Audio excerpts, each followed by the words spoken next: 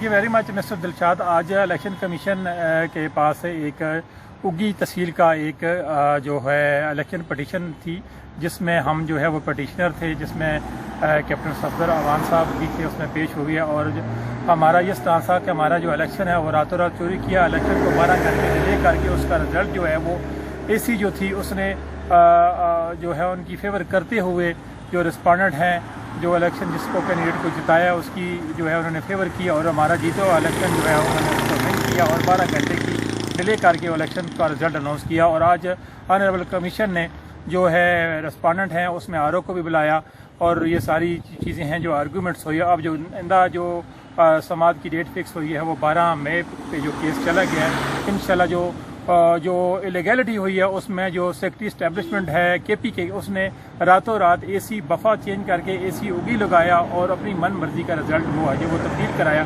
یہ ایک جو ہے گریو الیگیلٹی ہے جس میں الیکشن کمیشن نے اس کی جو ہے وہ نوٹس لے لیا ہے اور آئندہ سماعت کے اوپر انشاءاللہ جو ہے وہ دونوں پارٹی اپنے سٹانس پیش کریں گے. اور اس کے جو کمنٹس ہیں رسپونڈنٹ کے وہ آج ہمیں مل گئے ہیں، اس کو پڑھ کے اگلی ڈیٹس کے اوپر ہم انشاءاللہ کمیشن کو اسسٹ کریں گے. اور ہمیں کمیشن سے جو ہے وہ پر امید ہے کہ انشاءاللہ جو یہ لیگلٹی ہوئی ہے، جو گورنمنٹ کی جو مشینری دھونس دھانسلی استعمال ہوئی ہے وہ انشاءاللہ واپس ہوگی اور ہم الیکشن جیتیں گے.